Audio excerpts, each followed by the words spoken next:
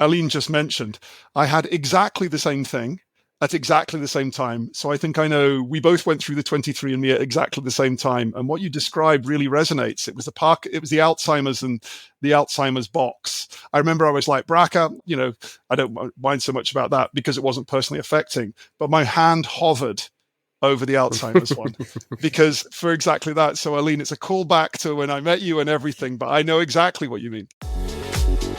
Welcome to the Healthusiasm podcast, a panel discussion on innovations in health and self-care. My name is Christophe Jauquet. I'm a health business expert, author, and keynote speaker. Every week, I discuss with a panel of experts the positive changes that are shaping our health and happiness. And for this discussion, we have all of your beloved experts in the panel. Yay! This is the first time, I guess, that we were with 5 of us. Calling in from Barcelona is our digital health connector, Aline Noizet. Hola. From Scotland, but living near Brighton, medical expert in digital innovation, Dr. Keith Grimes. Hey, fit like Abdi. From Colombia, but living in Berlin, digital health expert for startups, Nia Escobar-Kölle. Guten Morgen. And last but not least, from Ghent, Belgium, human experience expert, Mo Zouina. And calling in from Holland, goedemorgen. Good morning, everyone. Good to have you all. And it's actually nice. I mean, we're with the 5 of us, which we've never been in this composition, I think. I've never been with these 5 in one podcast. And I think it's a great moment because we passed the mark of 50 episodes. 50, woo, that is. Woo. 3 years. We're going almost into the 4th year. Holy moly. So 50 episodes. Real quick question. What do you think were the most popular episodes that we've done? Maybe I'll start with Mo first because Mo and Aline were here the longest, I think. So I think the Valentine edition. The Valentine was definitely, it's number 3. So that's definitely one. Aline? Maybe the one on menopause, the recent one. The menopause was actually on, the actual Women's Healthusiasm on International Women's Day. That was hosted by Nia. That's number 5. Any guesses for you, Keith? I don't know. I'm going to go morbid. I think anything on death. That was a popular one as well. But the other ones were actually the Frontiers Health that Aline and I did. Oh. That was the second most popular one. The Apple Vision Pro. Remember when we had the Apple Vision Pros with the goggles? That was number 4. And number 1 was just the recent episode of January, where we just did the health innovations of January. Now, January is a very busy month when it comes to Healthusiasms and health innovations. A lot of events going on. And that one is actually the most popular one. Wow. I said it when I posted it on LinkedIn. It's the best episode yet. And look, it's the most listened to. Nice. Yeah. Wonderful. So this is what we're doing, but there's another thing with the mark of 50. We've also passed the mark of the 50 mark of something else. And I think I shared it with you. Do you remember what? The countries? No. The countries, yeah. Yeah, the countries. We have been streamed in 52 countries. 52 countries, which is pretty amazing. Could you guess, Nia, what... like one of the top 5 countries? We're looking for the top 5. Which one would be in there, according to you? I'm biased. Germany. Germany is on number 4, indeed. Keith, what other could be on the top 5? Oh, I'm going to have to say the UK. The UK is number 2, indeed. Ooh. Mo? I think Belgium. Belgium is number 1. They all want to hear your wonderful voice. Belgium number 1. Our wonderful voice. Yeah. Aline, tell me, what do you think? A bit of Spain, no? Spain is 6, just outside of the... We have to improve that, top 5. Yeah, we have to improve that. I know the other ones are at 3. There's the United States, obviously, big country, and then the Netherlands as well. At 5, that is. So...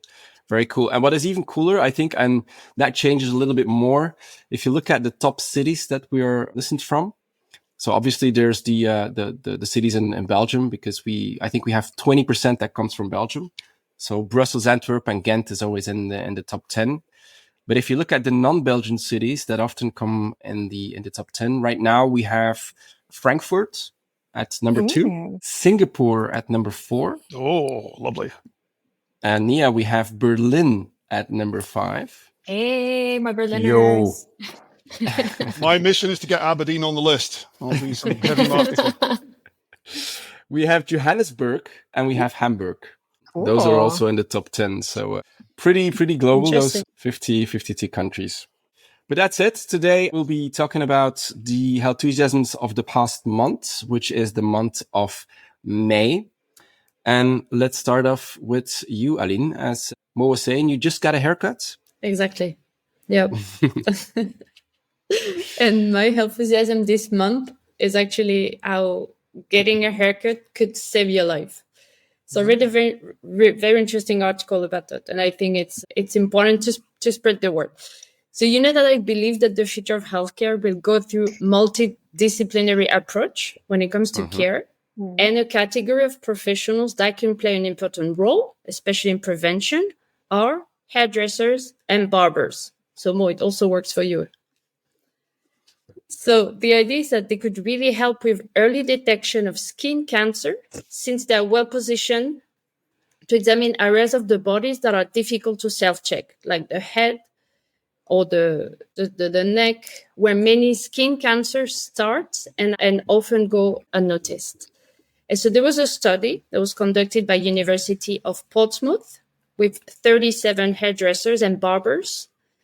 And it shows that they are already noticing suspicious moles or skin changes on the head or necks of their customers. A quarter of them proactively checking the skins of their customers. A third of them said that they already told their customers that they should have it checked. And out of that group, 37% got a skin cancer diagnostics. Wow. I think it's actually huge, but it really shows the impact that those hairdressers and barbers can have, right? So the thing is that skin cancer education is not really unified in hairdresser schools. And by training those professionals appropriately on signs that should catch their attention, we could improve early detection of skin cancer even more. And I also read that in the US, the American Society for Dermatologic Surgery launched a program that they call Stylists Against Skin Cancer to provide hairdressers with education on skin abnormalities and also support to discuss how to guide the clients towards a board-certified dermatologist for treatment. So that's why, I think we should really be aware of that and have our hairdressers check our heads, or the barbers more in your case. Yeah, very interesting. I don't go to the hairdressers, obviously.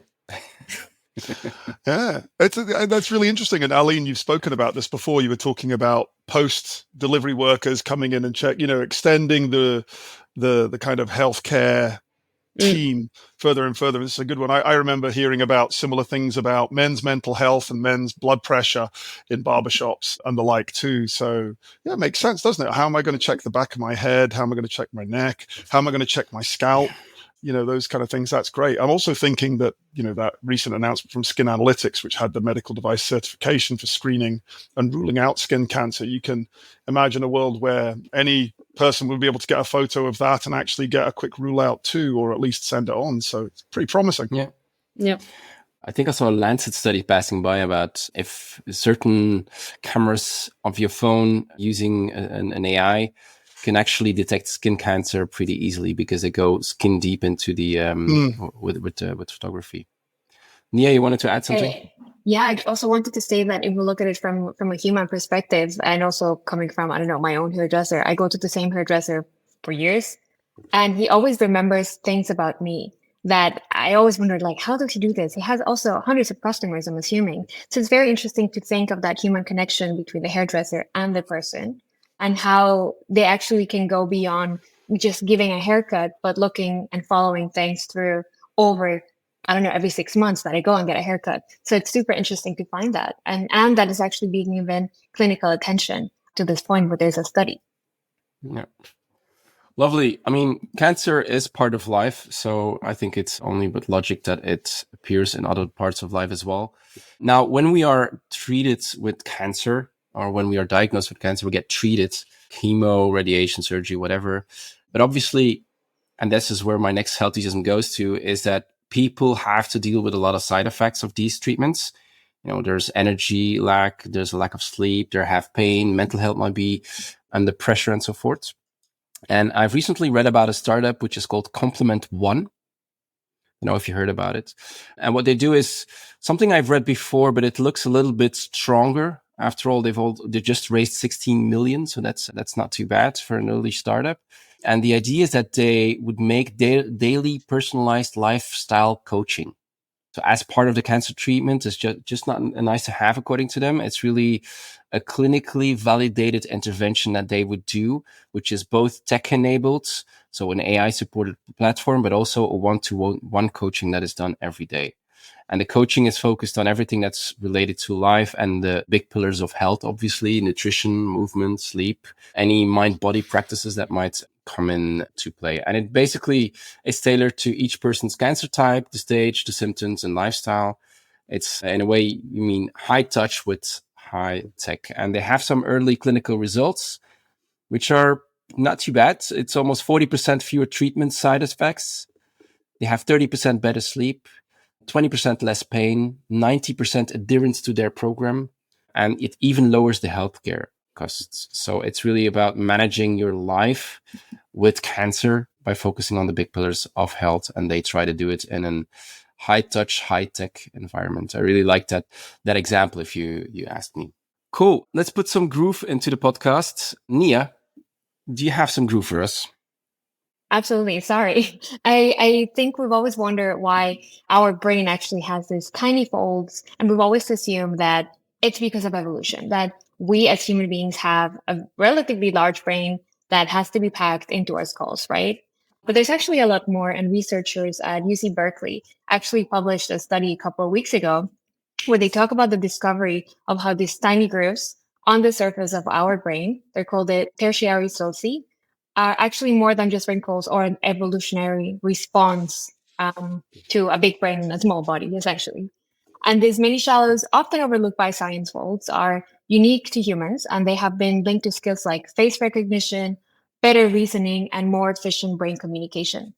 So when I say they're unique to humans, what I mean is that, yes, in primates, for example, they also have, my cat, sorry, it wants to be part of the action today. In primates, for example, the brains also have very, very small, very shallow folds. But in humans, they go from 3 millimeters to 7 centimeters. So they can go extremely deep. And they have been linked to skills like face recognition, better reasoning, and more efficient brain communication.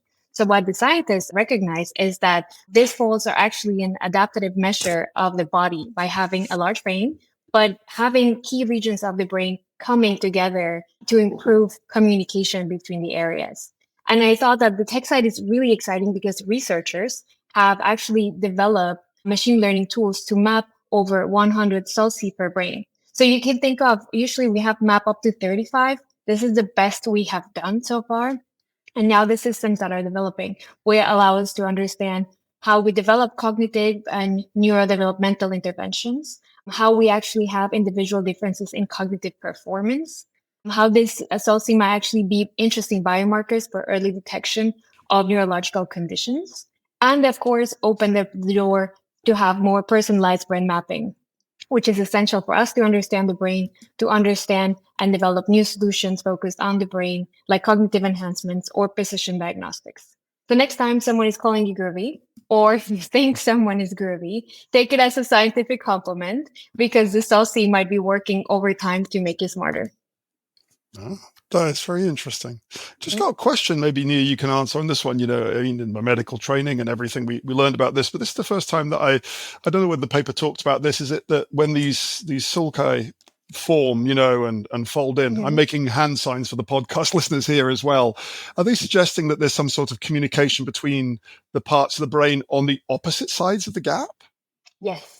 That's fascinating. That's really fascinating. The idea is that, they were looking into teenager brains, and they were looking at how the sulci develop and they go deeper, because then areas of the brain that otherwise would be further apart would then be closer, and then the brain would take less energy and would be more efficient in communication between those areas. See, it's kind of structural. Oh, that is fascinating.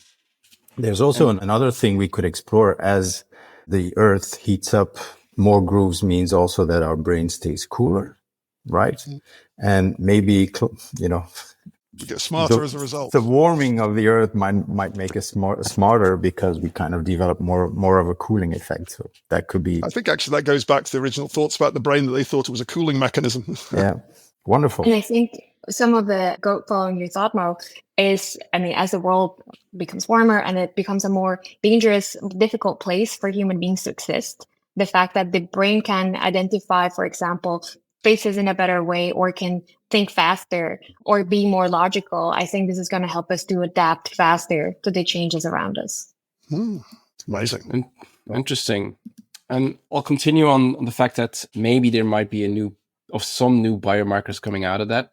I want to go to two companies that are checking biomarkers pretty easily. I don't know if you heard of Function Health or Ezra. We talked about it in previous episodes. But Function Health actually bought Ezra, and I think it's a pretty neat complementary combination of companies, because Function Health, both companies are in the States, but Function Health has a membership-based offering which grants consumers access to about 160 labs across the country of the US. And what they do is they look at various parts of health.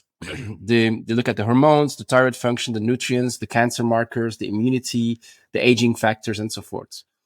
Actually, it's 160 tests that they can do in over 2,000 different locations. That's how it is. It costs about $500 per year, which is a little bit more expensive than Nico Health, if you will. But Nico Health, of course, has an MRI scan, or has several types of scans. Let's put it that way. Maybe not the MRI scan, but they have different types of scans. And now by going together with Ezra, which is a company that has 100 locations in the States and has an AI-powered full body MRI scan, specifically designed to detect cancer and 500 other conditions across about 13 organs. This is what we talked about, the fact that it can really look into your organs.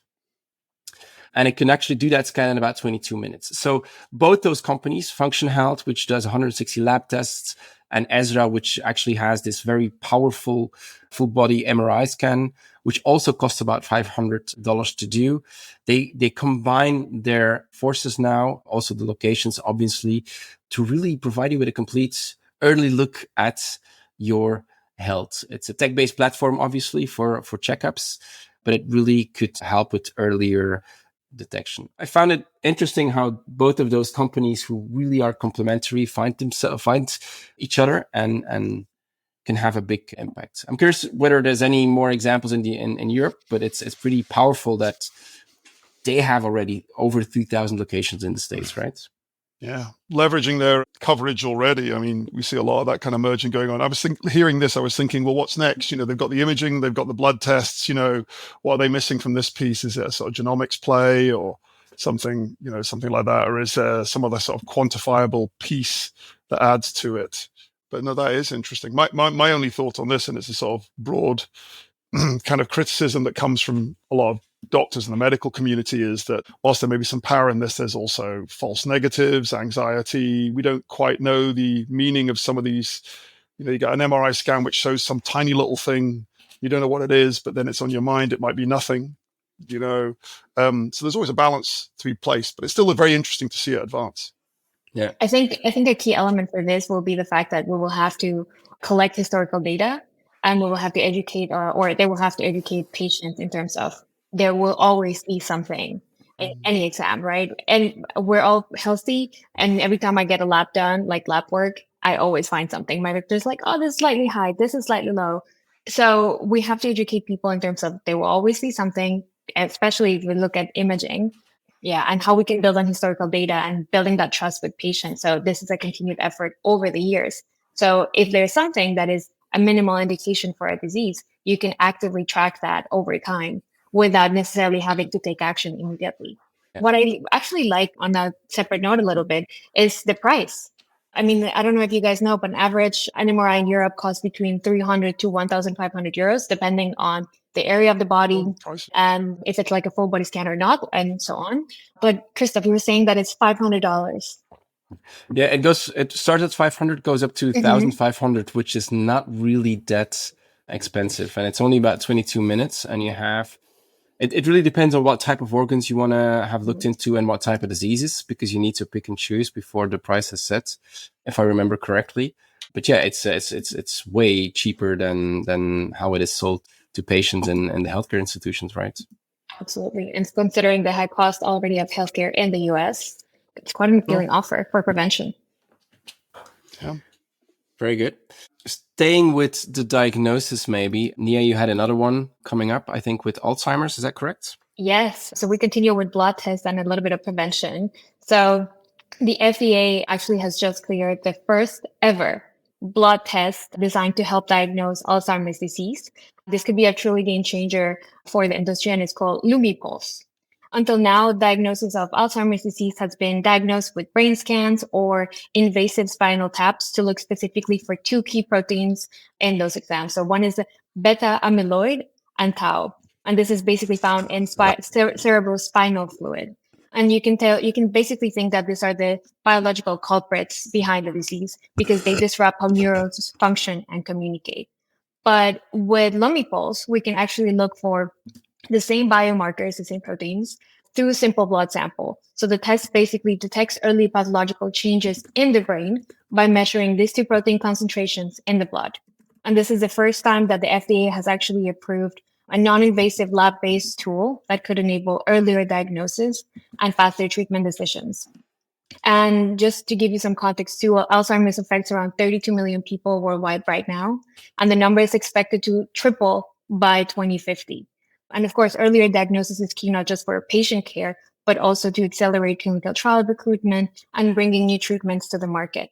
Of course, like any new technology, it's not perfect. There are still risks of false positives and negatives, and the experts agree it shouldn't be used as a standalone tool at the moment, especially not for population-wide screening, but it's really a first step for more accessible diagnostics, especially in underserved areas. So it's a major leap forward. Yeah. Oh, totally. And I think Alzheimer's is a pretty important, consider the population that we're having, and that we're about to have definitely in Western Europe, Europe in general, and the States, but also in China, actually. Alzheimer's is definitely an important one.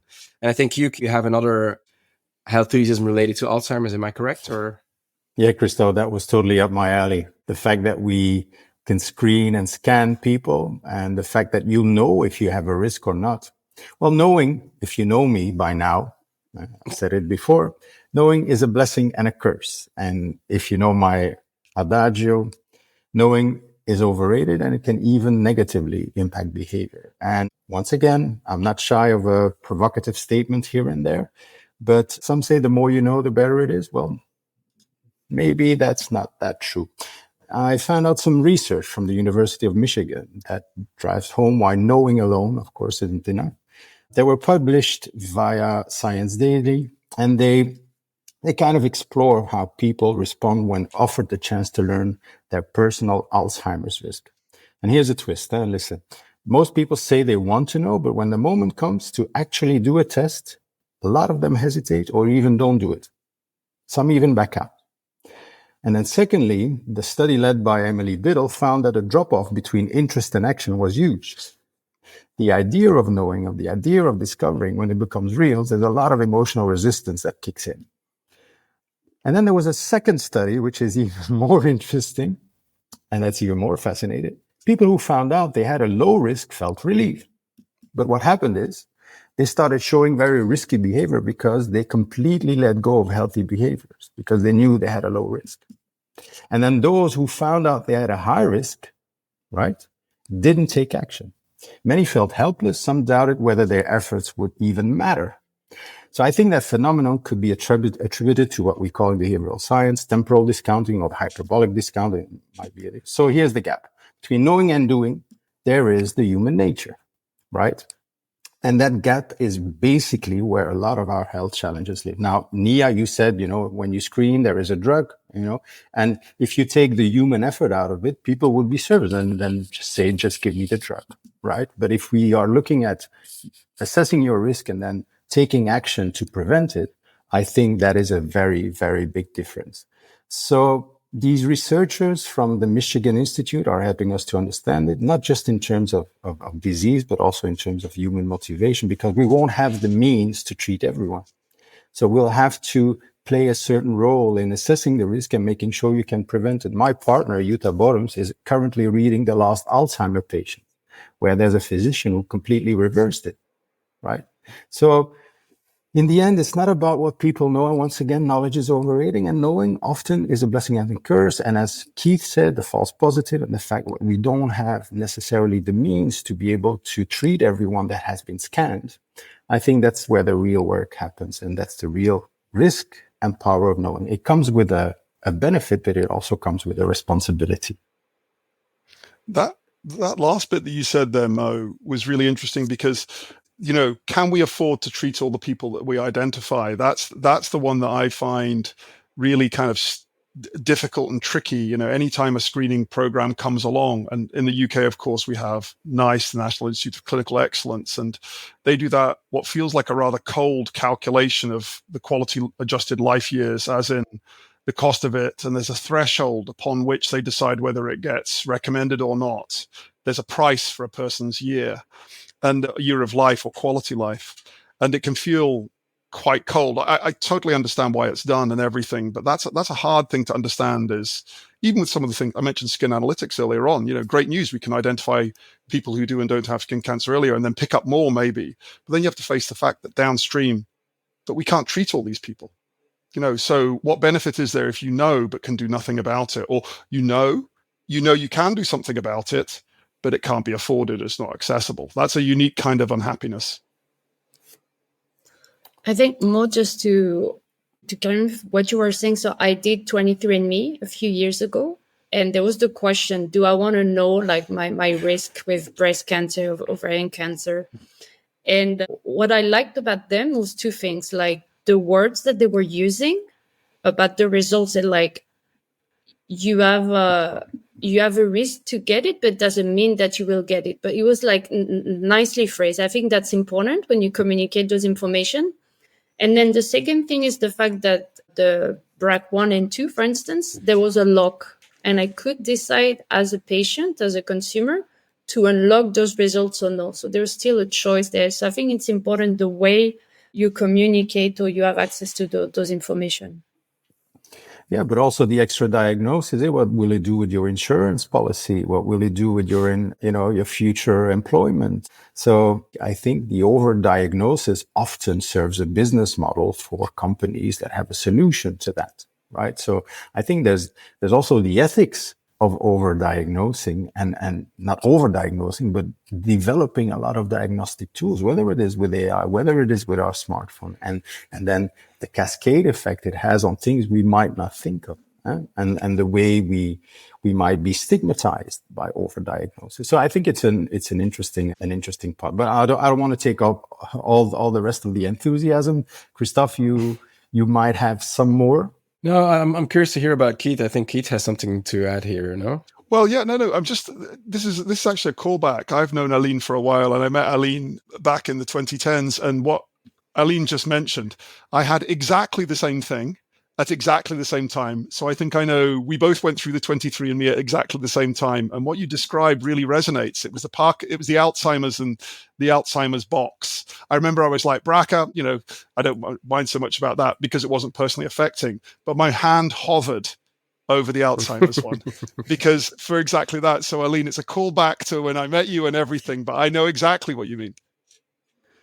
Yeah, and I think back in the days, 23andMe, and even still today, they had to do it simply because there's no, this might be correlation, but there's no causality, right? So you need to be very careful in how to put it forward.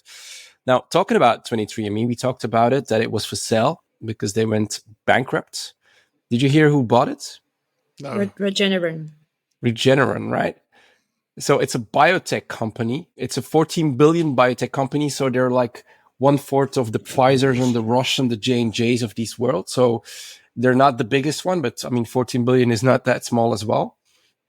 It's an interesting evolution because, first of all, two that were surfaced for a while as being the potential buyers were Nucleus Genomics, which is a biotech startup that is using genome sequencing to assess risks, a bit like basically I think 23andMe wanted to do. And there was also Safe Foundation, which is a blockchain non-for-profit who wanted to put all the DNA data on to the chain so that people have control over their data again.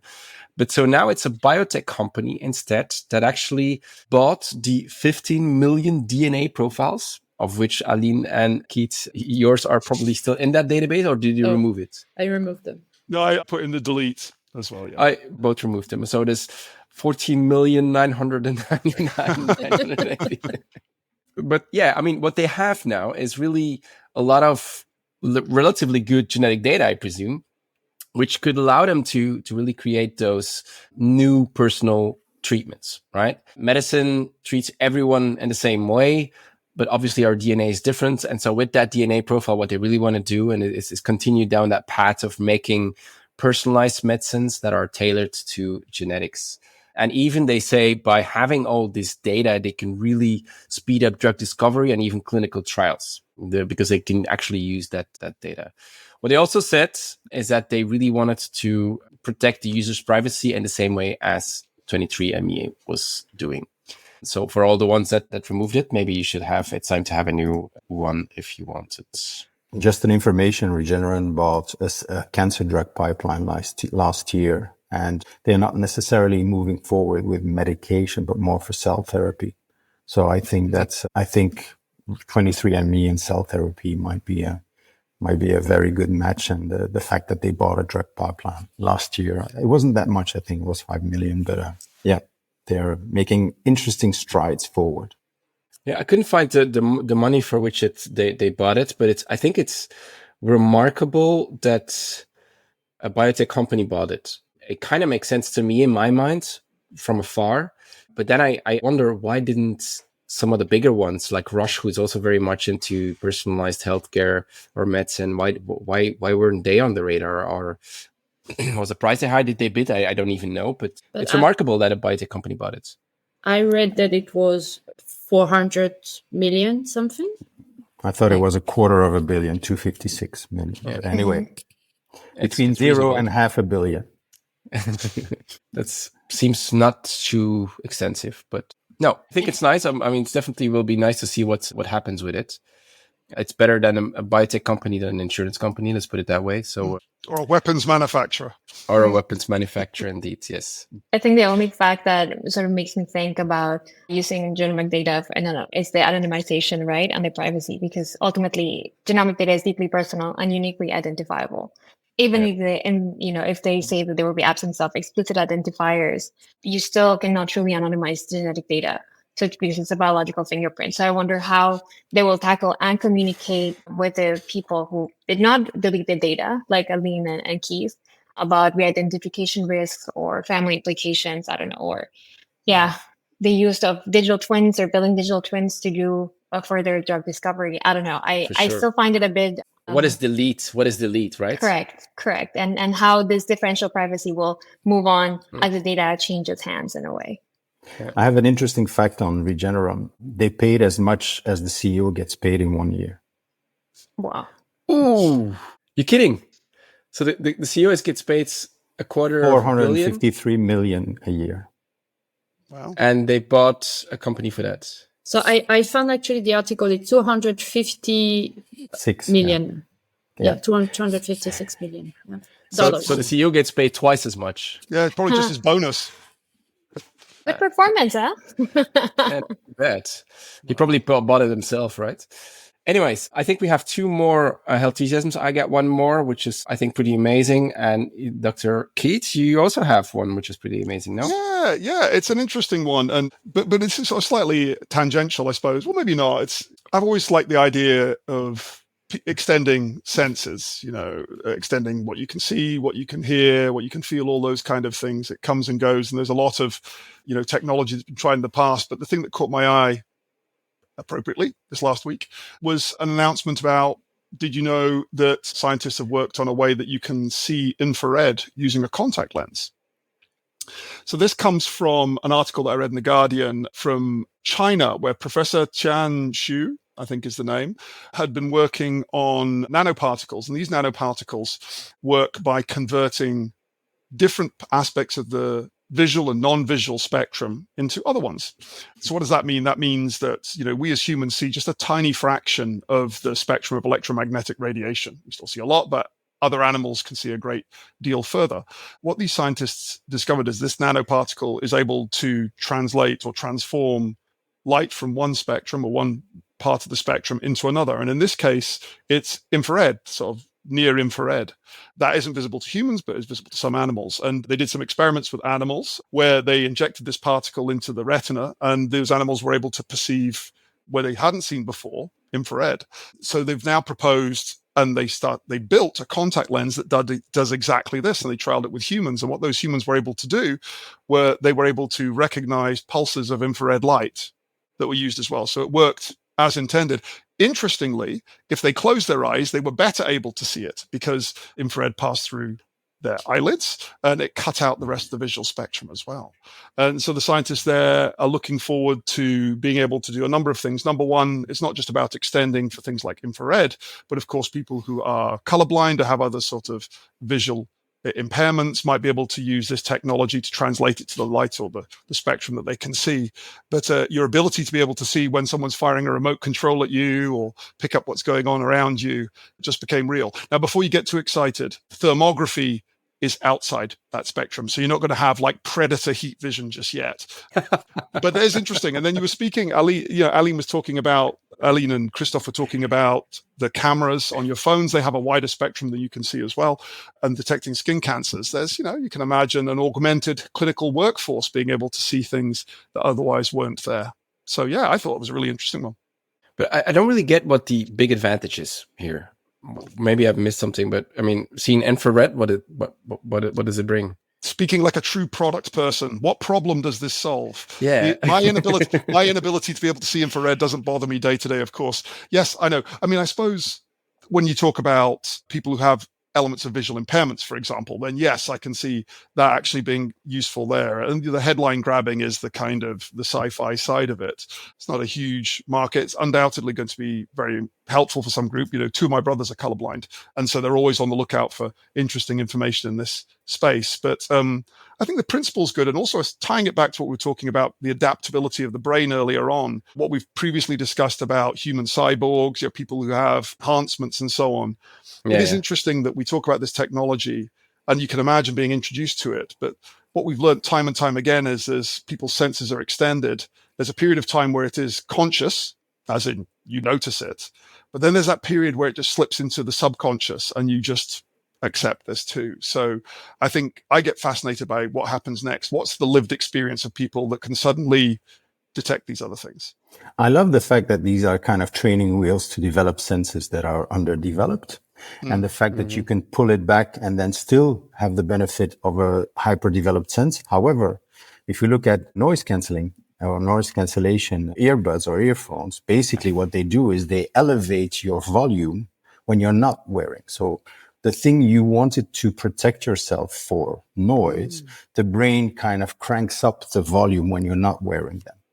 And the fact that you might be hyper-stimulated and you want to, isolate yourself could backfire. So I think that's also a way, the fact that noise is kind of put out. Your brain says, I'm not hearing enough. So it kind of cranks up the volume of the things that happen when you're not wearing your phone. So we need to be careful of that. But that kind of reverse engineers what you just said. I wonder, Mo, when you're saying that, there is a world in which actually you could wear headphones that did the opposite of it, not to like a deafening level, but you put headphones in, it essentially amplifies the background, meaning that when you're not using it... The earpods from Apple do it as well, yeah? Yeah. I suppose I'm just talking about hearing aids. Could you imagine the perverted effect if you are hyper-stimulated in some way, or you have ADHD and you want to be, isolated from everything, and then just wearing these phones kind of make you more prone to hearing noises? So that's kind of weird. It also makes me wonder, because Keith, you mentioned that people who close their eyes, they could see better the infrared. So how do you rest?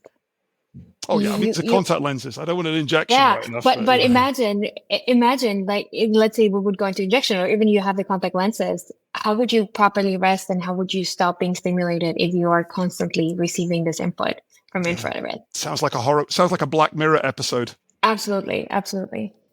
I do like the fact that they can, again, put something in small lenses. I mean, the way that we do this, like so small that you can, because I don't know if any of you wear lenses, but I mean, it's your eyes are very sensitive, right? So the tiniest thing in or under your lens is really very painful. So to be able to put that into a lens and not even feeling it, it's that's amazing. Okay, the last one from my side is something that I really found interesting as well. Is Tempus AI. I don't know if you heard about it. It's pretty big in the States. It's not that much known in Europe. When I do my tour, when I do my keynotes, it's something that many don't even know. But it's actually an AI that helps doctors to choose the best treatments for certain cancer patients. So what they're actually having is they have millions of tumor genomes, which they match with clinical outcomes. And then easily hospitals and pharma companies, they can find patterns in between the disease and the treatments. So based on your genomic structure, you have the best potential compound used for you. So that's what they've been doing until now. Now, what they recently announced is something which they called Loop. And I think that is pretty exciting because until now it was a database that physicians can go into and they can look at your genome and look what potentially matches. But what they now can do is they're actually training a large language model, a foundational model, with all of that data to really be able to do it proactively. So instead of going into a database and having to look through all the data yourself, the foundational model, which is basically a biological foundational model, it's a ChatGPT, but really using all these tumor samples and these outcomes, you can really have a chat with that foundational model to find the best treatment for that particular person. And what they even do on top of that is that they can create small organoids, which are basically living digital twins of a cancer, and they would test specific compounds or targets on that organoid. So instead of doing certain tests in human or potentially even on certain cells, what they really do here is really try to have it mimicked in the laboratory to have even better and faster results. And so where we're going to is some sort of Amazon cloud space where anybody can go into the cloud and look at all the biological data that they gathered to really have access to those models, to run custom simulations, and to really have those organoids validated and know what type of treatment to apply to what patients. And I think if we get to that would be really, really great. I don't think, I'm not sure, but I haven't heard many hospitals in Europe using Tempus AI, but I think about 25% of the hospitals in the States are using it already. So let's hope that this can come quickly forward here in Europe as well. Cool. These were the Healthusiasm. As per usual, I also have a couple of unusual ones to wrap this episode up. And I'll start with Aline, one that you will definitely like. Have you heard about SpotitEarly? It is a cancer detection startup. So we're still in the same era. And my question is, what makes that cancer detection startup so special? And I'm asking you because I'm pretty sure that you will like it very, very much. The technology that they are using? They use technology and it's slightly different, but there's something specific that is non-technological related to the detection. And I think you've mentioned it in earlier episodes. Think. Anybody want to chime in? No. Keith. So, Aline, I'll let you got any thoughts before I come in? No. So my thinking on this is that it's possibly something to do with the name. You know, SpotitEarly. There'll be a sort of pun or a play on words in there as well. So it'll be something to do with spot, and then when people talk about spot or spotting, I think about bleeding, vaginal bleeding in particular. And so I'm wondering whether it's something to do with a sort of a femtech type thing about detecting things. No, not particularly. No. Maybe it's something basic like skin, eyes, or breath, or anything. No, it's actually, it goes as follows. Let me just quickly explain it. So what you do is you have to breathe into a mask at home for about 3 minutes. And then you hold that mask towards a dog. Ah. And the dog is trained to smell the sample, can pick up signs of cancer, even at the very, very, very early stages, apparently. And then there's an AI system that watches how the dog reacts and confirms the results. They had to use AI, didn't they? It was beautiful Amazing. right up until that point. Yeah, I think it was very nice. So it's the combination of dogs and AI. I haven't seen that before, but I really Making AI cute and fluffy. But breath. But it's breath. Yeah, Yes, breath, yeah. exactly. VOCs and the like. Yeah. 49% of success in early trials. 94, sorry. 94% of success in early trials. So that's pretty cool. Yeah. Cool. Maybe one for, let me see what else I got. Maybe one for Nia. You're a millennial, right? Yes. They say that a lot of millennials consume culture as a coping mechanism. What would be meant by that? It's not really Healthusiasm, actually. It's more the opposite. But So maybe like going to museums as form of relaxation. yeah, it's not that positive. But no, it's actually about the fact that many of us can't stand silence anymore. So being alone with ourselves, on the toilet, waiting for a bus, preparing our breakfasts while we chop our fingers. We tend to have always want something, like a podcast or music or watching with one hand on any type of, shorts or reels that we see passing by. And it's really what they call strategically overscheduled. So we always need to have something. We are a little bit afraid of, having these quiet moments with ourselves. That's how they put it forward at least. I can relate. I had 2 years off and then I went on sabbatical, and there were times when I was in my sofa and I felt very uncomfortable because I didn't want to listen to music or podcast or read, just sit. And I honestly didn't know how to do that. And I had to learn. But yeah, absolutely millennial thing. Yeah. And I even teach my son always to say, and when he cannot go on his computer or smartphone, he says, I'm bored. And I'm like, yeah, very well. That's a good thing. I think just the last thing, I think that silence where nothing happens is also the only way you can cope with everything you've been through, not just trauma, but your entire day. So you need, in order to give what you've experienced, whether it is work, family, and things like that, that only happens in these moments where you have nothing to do. So that processing is really important. And that kind of segues into mental health. People always tell me, why do you go 3 weeks to Croatia? There's nothing to do. I said, I think I'm very good company for myself. I think that's the first thing. And then secondly, I always come back boosted, and it's very, very productive. Yeah. I just want to tie it back to, this point, the things that I've learned in terms of, that sort of always on phenomenon. It's a little bit like noise cancelling headphones. We use technology as like a boredom cancelling device. But going back to what Mo said, that amps up our brains, our ability to tune into the quieter noises that come from inside ourselves, either physical sensations, our emotional state, what we're thinking. We lose our ability to pick up the sort of more subtle things. And of course, large parts of mindfulness and so on are about stopping that and then listening and rebalancing too. So I suppose maybe, it's a hard sell to your kid, Christophe, but, on those moments when you're bored, remember that information doesn't have to come from outside. There's an awful lot of information inside, and you can start exploring that. Yeah, he has a lot of information inside. His head is never stopping. A bit like it's part of the gene that I gave him probably. I may just add something on what Keith just said. So you reminded me of our yoga teacher told us last week that he went to I think it was Bali to some yoga, and there they're putting you in a room with silence, but they augment the silence in a way that you can only stand there for I think he said 10, 15 minutes.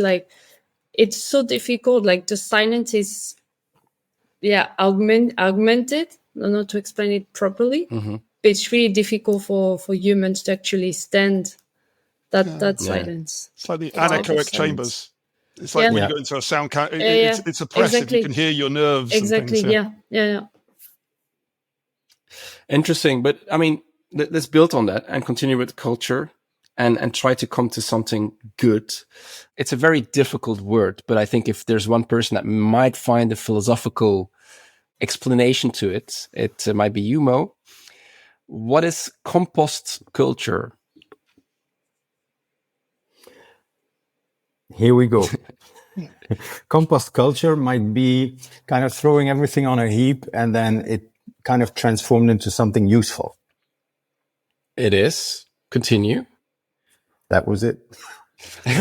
I'm totally stretched in terms of creativity. So I think it's fusion on steroids, maybe, where cultures merge into something new that is worth more than the sum of all these cultures. Is it? So I went literal first, saying it's people talking about composting, but then Mo's unlocked my thinking on this, and actually is compost culture a little bit like that? The things that have outgrown their usefulness being left to kind of decompose, but then finding value in the decomposing things that you've put away. So it's, I'm trying to imagine what that might be, but it's rediscovering value in the sort of degraded thing. Yeah, I just saw something about a guy who's making soap out of the peels of pineapples, for instance. And that fermentation kind of gives way to new things. Anyway, back to you, Christophe.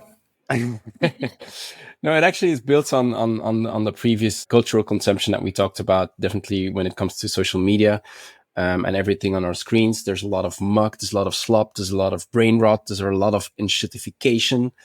And so there's a lot of decay going on.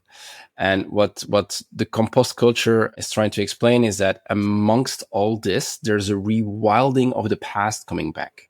So trying to think of how can we have more hopeful futures, because everything that we see is very, it's not very creative. It's always a lot of stupidities that we see passing by on social media. And because there's so much of it, we see rewilding of the past. And so there's old cultures that are coming back and that we try to have back again in front of our eyes and try to have as part of what keeps us busy every day. There is a very nice word for that. It's called neo-nostalgia. Yeah, exactly. It's basically the same. Neo-nostalgia. And there's a very nice phrase from Frédéric Boucheron, which was one of the founder of the jeweler, who says, "Rien n'est plus nouveau que ce qui fut un temps oublié." Nothing is newer than what was once forgotten. Lovely put. Last night I went to see Mission Impossible, great film. But when I was walking to the cinema in Eastbourne, there was a bar that was open and it was marketed as a vinyl only bar. So it was a bar, but it had, all the records on the wall and people can go up and present it. And they didn't have a DJ as such. They just had a record player. And so that's a bit of mining that physical, cultural side of things. I had the same actually yesterday. I saw young singer she's from Belgium actually, but she's more known in France, I guess. And she just released her album and she was super excited to share that it's released as a vinyl, and she's 20 something. I'm like, wow, it's very interesting to see those young generation excited about vinyls. I don't know who even has the machine to play those vinyls anymore. My daughter bought one.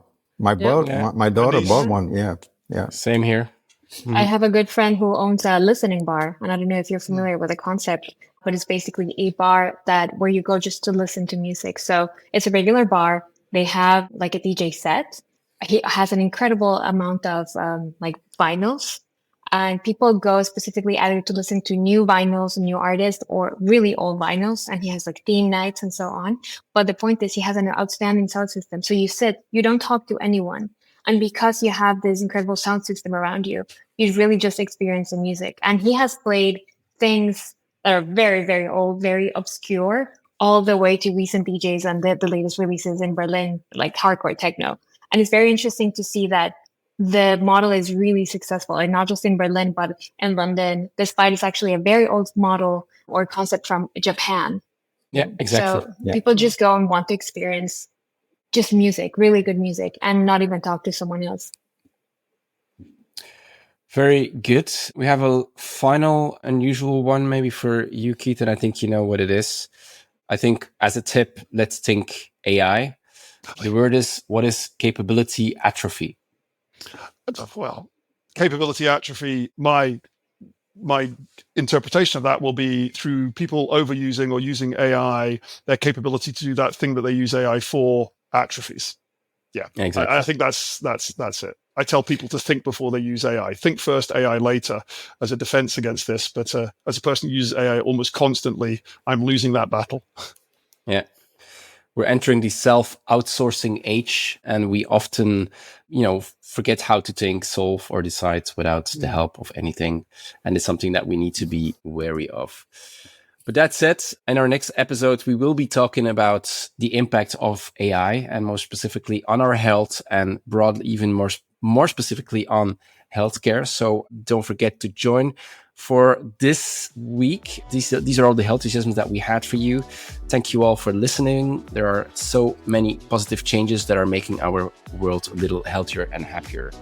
If you like the show, hit the subscribe button or go to healthusiasm.com. For now, I'd like to thank our panelists for their Healthusiasm: Aline Noizet, Dr. Keith Grimes, Mo Zwina, and Nia Escobar-Kölle. My name is Christophe Jauquet. We are Healthusiasm panel, and we'd love to see you again next week for some more Healthusiasm. Ciao.